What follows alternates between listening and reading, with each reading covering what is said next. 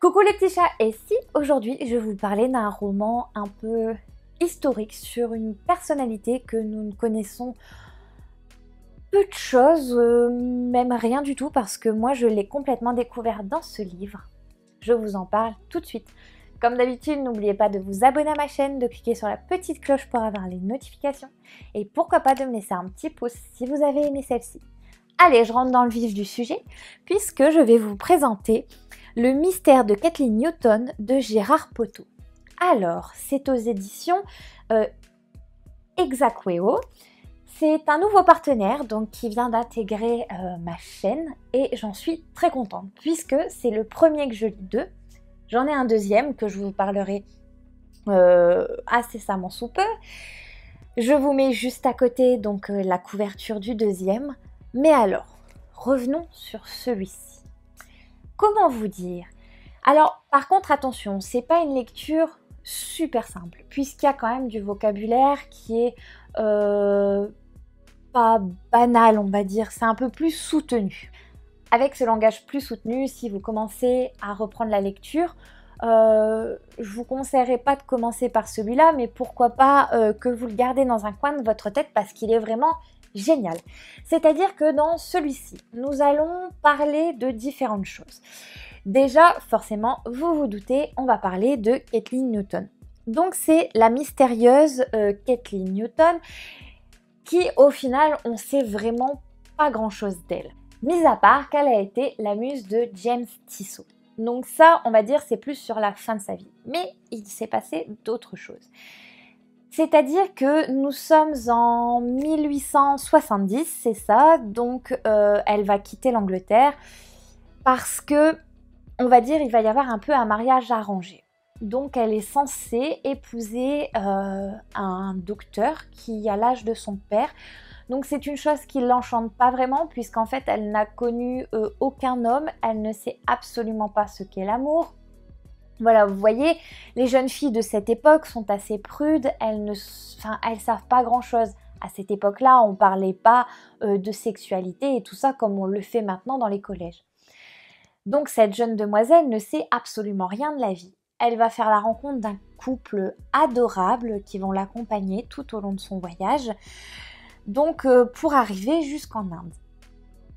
Et là, ça va être de rebondissement en rebondissement, de péripétie en péripétie, puisque pendant son voyage, elle va faire la rencontre de quelqu'un qui va bouleverser sa vie et qui concrètement va pas foutre en l'air sa vie, mais va bouleverser le futur en fait, ce qui va se passer sur sa vie. Voilà, c'est ça.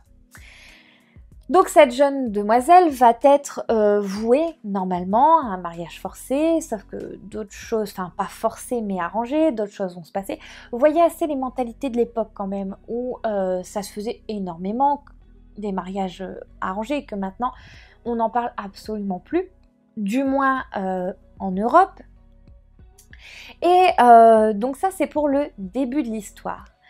Ensuite, disons qu'elle va être un peu malheureuse en amour, elle va pas savoir, elle va avoir un caractère quand même très fort cette Kathleen, puisqu'elle va s'affirmer, elle va faire des choses qu'à l'époque c'était mais inconcevable, elle va avoir des opinions.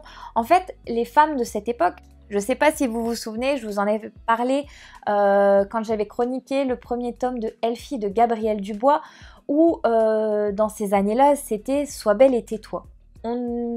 C'était inconcevable qu'une femme soit cultivée, c'était inconcevable qu'elle se rende à certaines réceptions, enfin c'était... la femme était un peu un objet en soi. C'était un peu comme un bijou qu'on trimballe dans toutes les soirées et qu'on est fier de présenter. Voilà pour un peu la mentalité de l'époque. Sauf qu'en fait, elle va complètement se révolter et vous allez savoir pourquoi, comment, si vous lisez ce livre. Je ne vous en dis pas plus parce que sinon je vais concrètement vous spoiler le livre. Et entre-temps, vous vous doutez bien qu'elle va faire la rencontre de ce peintre, Monsieur Tissot, et elle va être sa muse.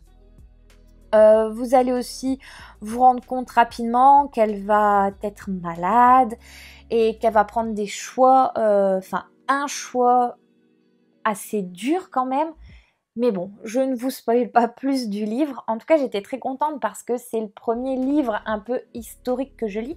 J'étais très contente de découvrir l'histoire de cette femme parce que je ne connaissais absolument pas le peintre, je ne connaissais absolument rien sur cet univers et c'était juste génial, grandiose. Un peu d'amour, un peu de suspense, de rebondissement, d'action, c'était génial.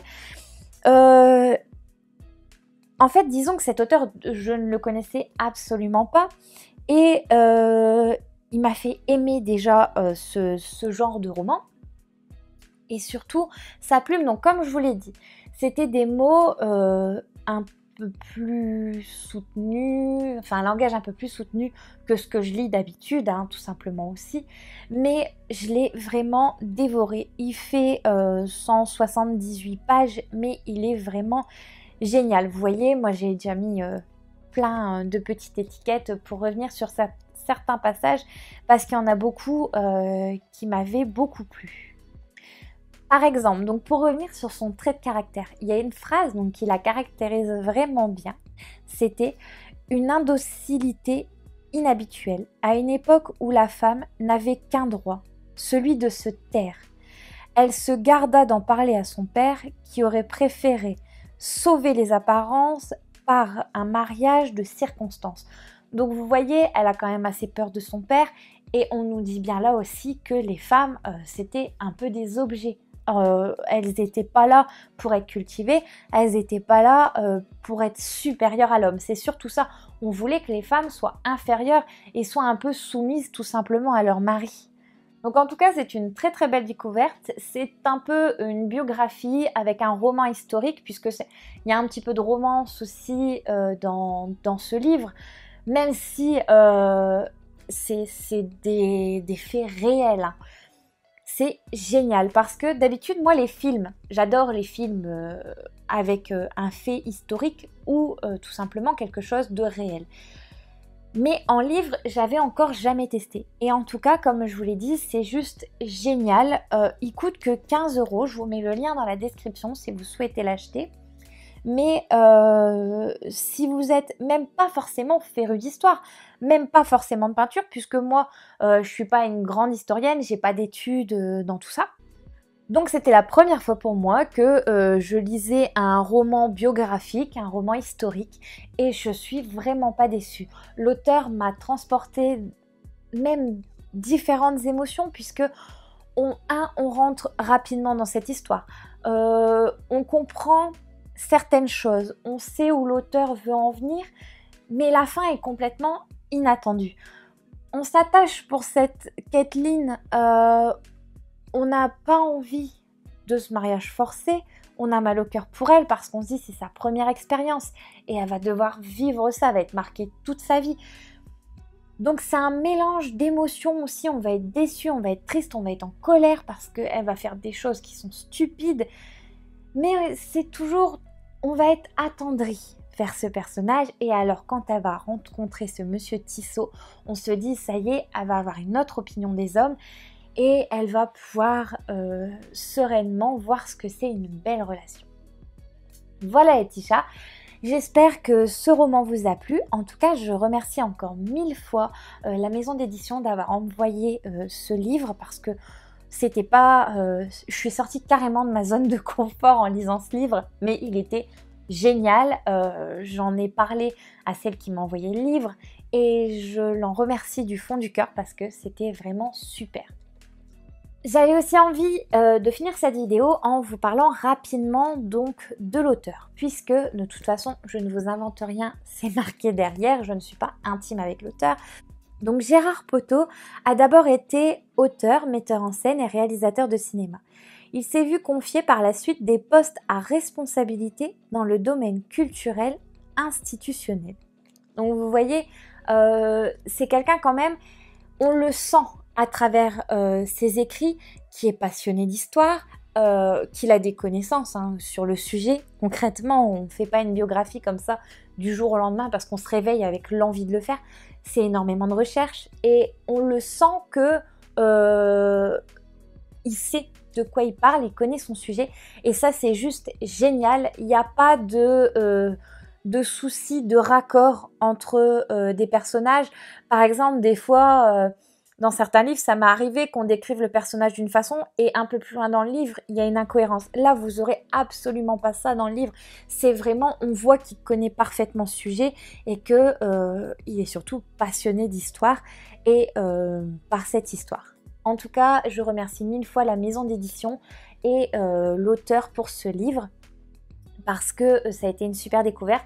Comme je vous ai dit, je suis sortie de ma zone de confort et en tout cas, j'en suis très contente parce que c'est pas forcément moi spontanément qui serais allée vers ce genre de livre, mais concrètement, je l'ai adoré. En même pas une semaine, il a été lu. C'est vraiment un très très beau livre.